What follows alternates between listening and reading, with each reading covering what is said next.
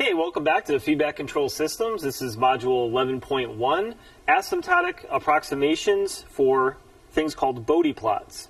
The objectives of today's module are to introduce the concept of a Bode plot, and then do some Bode plots for a variety of systems. So first we're going to look at a system where it's just a zero, so an S plus A. Then we'll look at a Bode plot for just a pole, so 1 over S plus A. And then we'll look at Bode plots for what I'll call differentiators, just a function of S, and integrators, just a function of 1 over S.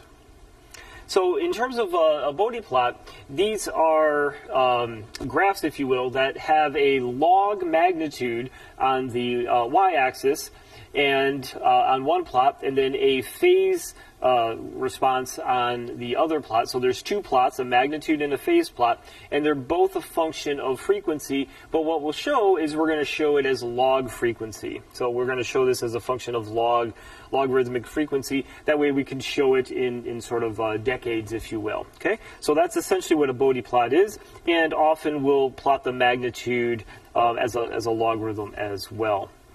So we'll look at our general transfer function, g of s, and notice it might have some gain, and then in the numerator we have all the zeros, and then in the denominator all the poles, and then again we might have certain poles at the origin as shown there. So that's a general transfer function.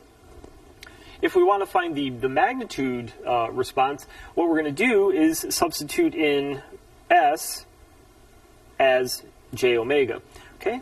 And when we do that, so we'll evaluate the g of s where s approaches j omega, and so as if you think back in terms of like things like Fourier transforms, that's where we're essentially looking at this. Okay, so that's how we'll look for the magnitude frequency response, and then often, as you see up here, we want to show that magnitude in logarithmic form. So what we'll do is we'll take the g of j omega, do log, and this will be log base 10, and then multiply that by 20. Okay? And so when we do that, what you'll see is in the numerator, we'll just take each of the terms here, 20 times log base 10 of k, and then we'll add to it all of the zeros, 20 log base 10 of all the zeros. So we'll add all those together, and then in the denominator, we'll subtract all of the poles at the origin, so 20 log all the poles at the origin, and we'll subtract again all the other poles. So that's essentially what we'll do in terms of the magnitude response. Now the phase response is shown below. What we're going to do for that is sum all the zero terms, so all the terms in the numerator, we're going to sum all those angles together, and then we're going to subtract all of the pole terms, so all the terms in the denominator. So we'll see that as we walk through these various examples. So first we're going to start with a Bode plot with g of s just equals to a zero. So s plus a term, there's no denominator term. So we're going to start by substituting in s equals j omega into the transfer characteristic as shown here. And we'll see we now have j omega plus a. We can isolate, bring an a term out the front. And what we'll typically do is we'll isolate, so you'll have basically just a plus 1 term. So you'll see this format as we go forward with some other examples as well. And then what we'll do is we'll look at this as a function of frequency. So a low frequency, a high frequency, sort of starting ending points, and then there'll be a transition between the two. So if we substitute for low frequency, so S, or basically omega of zero frequency, think of it as essentially DC, into the expression up here, this term will be 0, and then the G term is going to be approximately A as shown right there. And then we could take this in terms of looking at this as a log scale, take log of the value of A multiplied by 20, and that would be the low frequency magnitude expressed in decibels. We could also look at this in terms of high frequency, so when the frequency is much, much greater than the value of A, and then essentially in the limit, what you'll see after that substitution is that this will approach the magnitude of omega, and then notice the angle here because of the j omega, that you're going to see that it's going to be at an angle of 90 degrees. Okay? In terms of the high frequency magnitude expressed in decimals, again, what we could do is just take the expression as shown there, and we're going to basically be left with 20 times the log of that frequency term. So what this will look like plotted, and we'll see the plot coming up, is this plot is going to be, it's going to look linear in that logarithmic scale. And what you'll see as you go through the substitution between the low and high frequency terms here is that the phase is going to be 45 degrees when we substitute omega equals the actual value of A. And then phase is 0 at low frequency here, so this angle essentially would have been 0 degrees up here, and then the phase is going to be essentially going to approach 180 degrees at roughly 10 times the value of A. So best to see this in a graph. So the upper graph here is the magnitude in logarithmic, so 20 times log of the magnitude. So these units on this axis are going to be in decibels. So dB will be the units of the y-axis here. And then what you'll see, the frequency down here, we're not just plotting it as a function of omega, but we're normalizing that as a function of A. So when omega equals A, as shown down here, when omega equals A, we're at this point right there, omega equals A, so that would be at a point of 1. Notice that the magnitude is, from that point essentially below, in terms of dB, that's going to be 0. And when we go down to the phase plot in units of degrees down here, we'll see that this point right here is going to be at 45 degrees, which is what we had predicted down here. And then typically what we'll do for the magnitude and phase plot is we'll go a factor of 10 lower. So notice 0.1 here, lower. And at 0.1 lower, notice what happens is the phase trends to 0 degrees.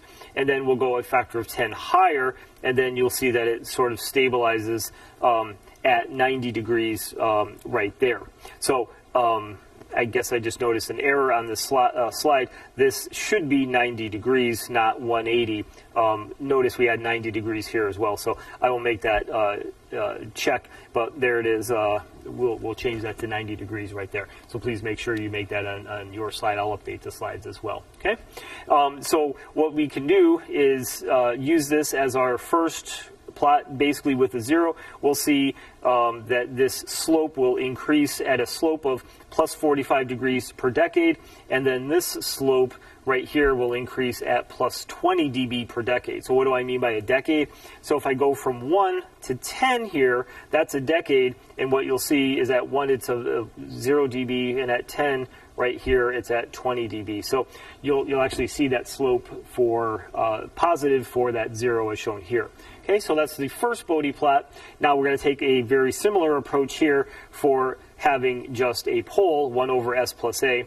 So here's the general form, and then I'll factor out an A again because I want this plus 1 term. That's going to basically be that breakaway, that inflection point, if you will, on the Bode plot. So substituting in the S equals J omega again into that expression, what we'll find is we're going to have this general form of the magnitude, and then we'll see at the magnitude right here, looking at it on the magnitude and then the phase. So again, normalized frequency relative to A here, when that frequency omega equals A at this point, what we'll see is very similar to the previous slide, but instead of going up at a plus 20 dB slope, it's going to go down at a minus 20 dB slope. And you'll see that relative to that function right there in terms of the minus 20. Also on the phase plot here, when omega equals A, over the previous slide it was at plus 45 degrees, now it's at minus 45 degrees, and it will go from 0 to minus 90, so a minus 45 degree slope for that pole. So they're very, they're basically the duals of each other in terms of the slopes. For the 0 they both go up, and for the poles they go down. Okay.